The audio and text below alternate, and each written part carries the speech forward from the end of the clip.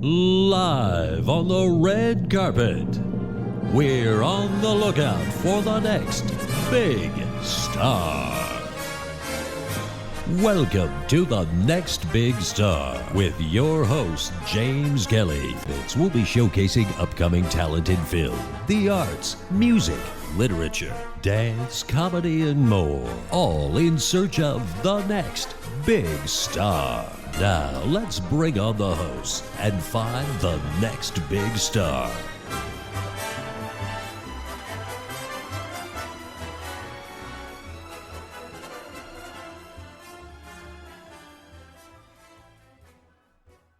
Hello and welcome to the next big star. My name is James Kelly. I'm the host of today's show. Brian Gardner is here with us today, and Donny Trimmer, and you're with a group called Manzanita. Manzanita. Started this group back in Northern California many years ago. Many years ago. And I remained the constant in Manzanita, and luckily I found Donny, who plays really nice bass, and I'm working on other guitars, so I have it about 3 deep in case somebody's not available, because I don't want to ever have to cancel a gig. So you're here in Las Vegas? Yes. And both of you live here? Yes, sir. Yeah, okay. Donny, give us a little bit of your background first. Well, I was born at a very young age, back in 1953 in Boulder City, Nevada. And wow! I'm a native resident of Clark County, been around the world many times, but this is the best place in the world. Yes. All right. And I started playing bass when I was 18 years old, and that was, 50 years ago. Okay. A friend of mine had a guitar in high school, and a neighbor down the street had a drum set. He said, "Hey, get a bass and we'll have a band." And that's what I did, and that's how I got started. All right. And you've been doing music ever since? Yeah, right. 50 years. Okay, and for you, Brian? Yeah, I also, like Donny, I started when I was 18, which is kind of late to be a drummer. That's when I started first. I saw, some people might know this Montgomery Ward catalog. I don't care if I'm dating myself, but there was a drum set for $69. I said, I got to have it. And my dad hit the roof, and he said, I never spent $69 on myself or anything. I said, Dad, nothing ever cost $69 in your day. Yeah. And then I moved up to a better drum set, and then I got into a band where I was the only one with the money to buy the Martin 12-string we needed, so I bought it. When the band broke up, they said, here's your guitar, see you later. Then I fell in love, got bitten, worse than a heroin addiction, okay? In, songwriting. I just love it. I just love the process. And that's what I want to ask you guys. Sure. What's different with your band? You play some covers. We play some covers and a lot of the originals I've written. Mm-hmm. I've teamed up with another guitarist who Donny hasn't met yet, but he's really got some good originals, so we're going to trade off on that. The difference is it's family friendly. We don't do any songs with any, racy lyrics or anything. And we are an acoustic band, so you can sit and talk to your date or your wife or your significant other and still hear what they're saying. But you also, since I've been a drummer for 50 years, I'll just show you an example, Right away, that beat is there, and people really enjoy that, but it's not blasting loud. Yeah. And when I'm not playing guitar, I go back to my roots as a drummer and a percussionist. I have some really cool percussion instruments I accompany the other guitarists with. So it tickles people's ears in different ways. And Donny, if you want to add anything to that, what you feel is different about Manzanita. It's like you said, acoustic. I cut my teeth on classic rock and roll. Mm-hmm. And so this is a little different, but hey, I'm a little older now too. So. Yeah. We do change a little bit with age, don't we? That's right. A little bit, yeah. All right, anything you want to share with us about music itself? Well, I think a lot of the philosophy when I'm auditioning somebody is that you leave the A and the E at home, the attitude and the ego. Okay, that's good. If you love the audience, then that's who I want to play with you. If we're playing a gig or a performance, the gig is the internal word musicians use, but if we're playing a performance and a couple comes up who are quite aged, and it's Harry and Sally, and Harry says, hey, we're celebrating our, 69th birthday, and we're from Kansas City. Can you play that song? The last musician I would want to play with was, do we have to play that crappy song? I've played it 4 billion times. Right. No, I'm going to say, Harry and Sally, fantastic guys. Let's do Kansas City for them. By the way, everybody in here, let's give a big hand to, Right. Right. Because when you have a love affair with the audience can pick up on it. If you're like this, hey, we really like you, they're going to go, oh, phony, Yeah. But that's the main thing about music. If you're a band leader, if somebody's watching this show and they are a leader of a band, don't get into the minutia of what people are doing in their private lives, whether it's alcohol or drugs or whatever. But, be ready to talk to them if their activities affect the performance. Right. Then you have the right to say, hey, you're forgetting the lyrics. You don't criticize them because they're a team player. You say, hey, what can we do there to kind of sort that out, Mm-hmm. And I know from past experience that can make a difference in the whole attitude of the band, actually. Right. You know, I've interviewed bands that actually had a few drinks before they came on air and did a few more things, and not always necessarily cool when you're getting ready to do an interview. Right. So. You talk about interacting with the audience. I've been at gigs before, and they say, we've had a request, but we're going to keep playing anyway. I always bring colorful maracas too. Yeah.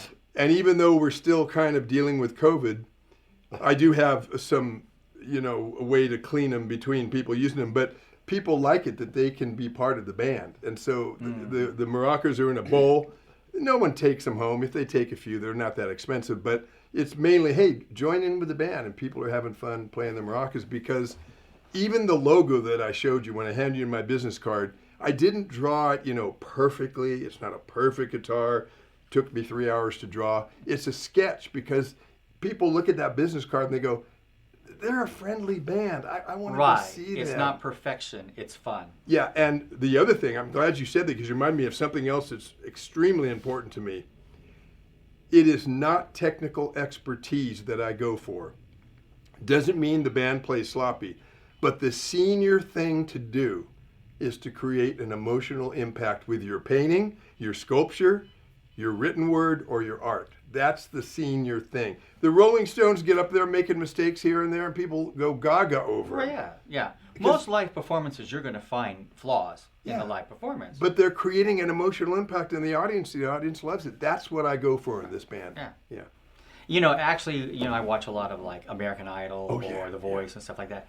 And that's the one thing I see sometimes I really appreciate is that when they're judging someone and someone's off key a little bit, they'll say, that's okay, you need to watch for it. But sometimes that can add flavor. If the performance is good, being off key a little bit doesn't matter. It's the entire package that matters. Yeah. On that same note, some vocalists cannot be the greatest vocalists, but if he's connecting, and mostly connecting, there's been some TV commercials down through the years where the vocalist is not really doing, but he's conveying an emotion and a thought and an idea, and he's got this grovelly voice, but it works. Yeah. How about this? How did Bob Dylan ever get a recording contract? I'd like But everybody loves Bob Dylan. I'd like to sing some songs if I could. I'd like to. What?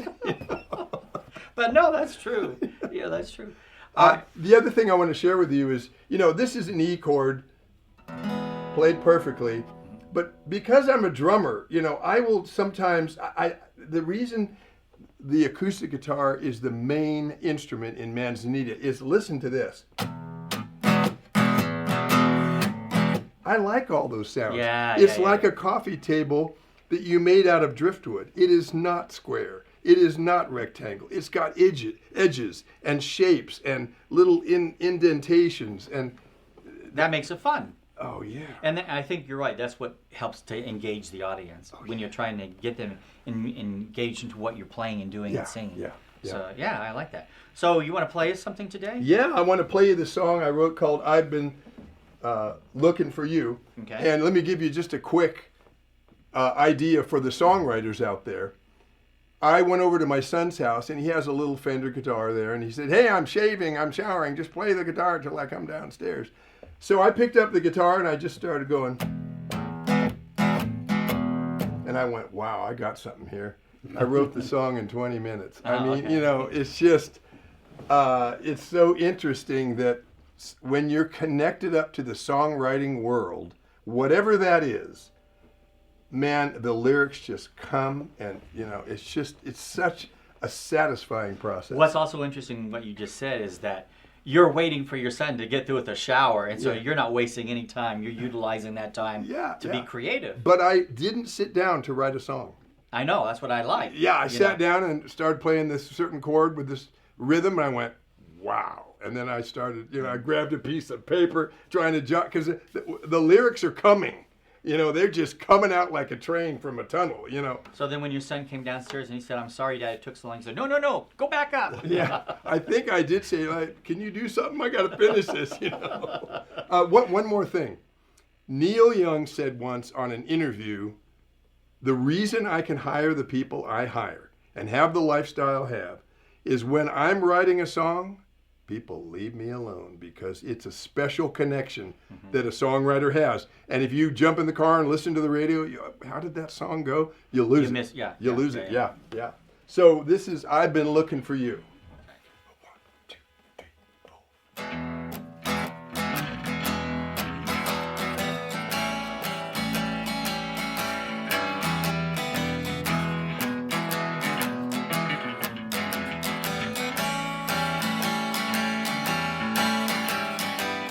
You're not a thief, but you stole my heart. You're not a mystery to me, you're the missing part. You got a spark, yeah, you turn me on. You're not an elixir, but you make me feel young. I've been looking for you. I'm so glad I found you. Honey, that's so true. 'Cause I've been looking for you. Looking for you. Looking for you. Yeah. Looking for you. Looking for you. Yeah.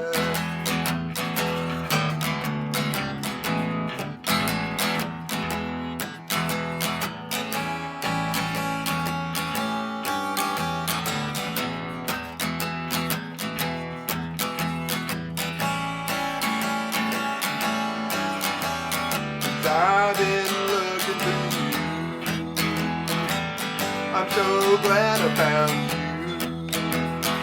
Honey, that's so true. 'Cause I've been looking for you. Looking for you. Looking for you, yeah. Looking for you. Looking for you, yeah. You're not a director, but you set me free. You're not a warden, you let me be me. You're not just some gem, you're a treasure I've found. You're not a solo game, you keep coming around. That's what I say. I've been looking for you. I'm so glad I found you. Honey, that's so true. 'Cause I've been looking for you. Looking for you. Looking for you. Yeah. Looking for you. Looking for you. Yeah. Looking for you, looking for you, yeah. Looking for you, looking for you, yeah. All right. I have a couple questions for both of you. I'm going to start with Donny. Sure. What do you think is different with the way you perform now as 40 years ago when you started out? Like, how is it different for you? How do you feel it? Well, At that point, knowing very little about what I was doing, I was just faking it. I'm still faking it because I'm not a trained musician. But it was 3 chords. Let's see who could be the loudest. Okay. And did you feel like you were as engaged with the audience as you are today? Primarily, we were playing to just entertain play, ourselves, and we didn't get many opportunities to play out. Okay. So we were like garage band. We played to entertain ourselves and have a lot of fun. And all of that. Okay. What about for you, Brian? I started playing with no lessons, and I was so lucky. I was moving my drums from the moving van in a suburb of the San Francisco Bay Area, and the guitarist and the bass player saw me, and they said, "Hey, there's our drummer." Luckily for me, it was Creedence. I hear a band. I could do that. Yeah. That's about what I could do. And then you should have seen them turn white when I said, "Hey, rehearsing, let's go play in front of live audience." And they're like, "What?" So I was always the one that wanted to get out there and play live. And then when I started playing guitar, it became a situation of really being a performer with the guitar on. I'm not an Eric Clapton. I've perfected playing guitar to my level, and I've noticed with all the auditions I'm doing of guitarists and rehearsing more, my playing is getting better. And I just went over to a mentor's house, and this is not an ego thing.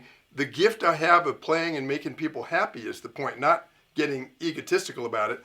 But he said, "Wow, your playing has improved." Well, it's spending more time on the guitar, So you think that it's more fun now? Oh, yeah. I mean, because in the beginning I was learning chords. Pretty much now, I don't have to really look at the guitar too much on the basic chords. Yeah. And I have a lot of fun writing. I'm an award-winning journalist, so writing comes naturally to me. And again, the process, I just am in love with the process of songwriting.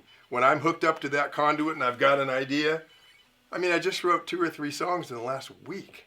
I think one of the things I wanted to hit on here is that, Donny, what do you normally do for a living? Well, I came from construction background, built homes, and with my family was construction, my dad and my brothers. And then I started my own business 30 years ago and have a retail company. It's a family business. And we have 2 locations here, and so, yeah. All right. And Brian, I know you're a journalist. I'm a journalist, written some books, which we'll talk about in other shows. I work still 4 days a week for the family printing business. Can I say the name? Sure you can. Franklin Printing. Yay! Franklin Printing. My son is counting on me to get new clients in. We contact some conventions and different local businesses. So I do that. I'm also responsible for getting the grandkids back and forth to school so my son can concentrate on his business and the quotes. So I keep myself pretty busy, but I would like to get back to doing music full time and just helping my son out a little bit. Well, I'm an author, and I do publishing as well. Yeah. So I do want to let our audience know that if there's anyone out there looking for a printing place locally in Vegas, Franklin Printing, because they do novels. They print novels. And if you mention Brian Gardner, they'll say, "Who is that?" No.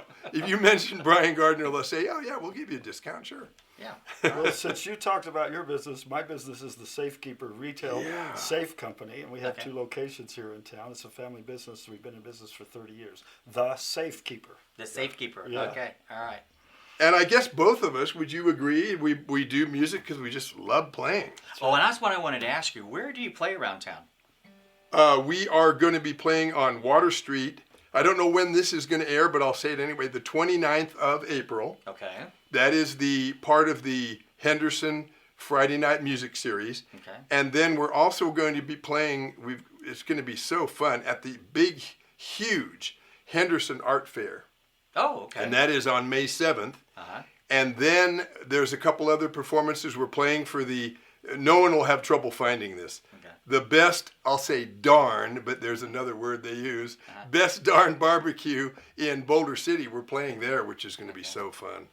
So the kind of places we play. What I would love to play, the kind of performances I would like to do would be special birthday parties, garden parties, home concerts, clubs where people really come to sit down and hear. And have fun. Yeah, have fun, and maybe they'll hear an original that they really like, but maybe they'll hear a cover that's done in a kind of unique way. Yeah. Yeah.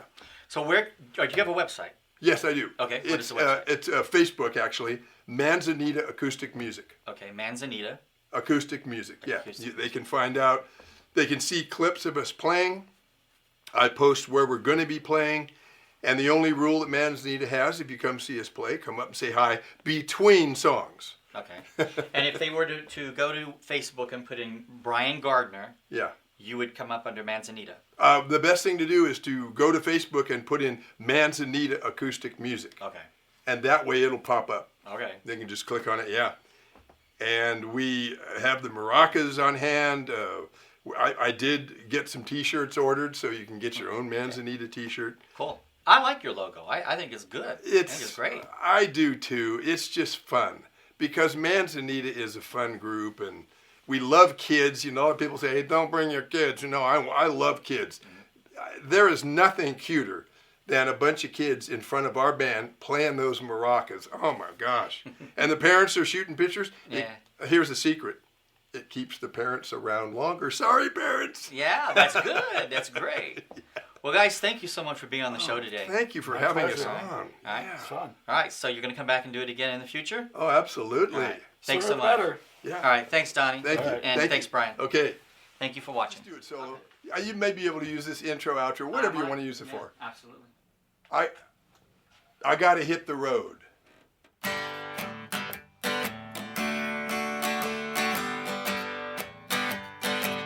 I gotta hit the road. I got a heavy load. I got a long, long way to go. I gotta hit the road. I got a long, long journey ahead of me. When I'll be returning, well, we'll just have to see. I had a long, long life. It's been mostly alright, but I'm lonely tonight.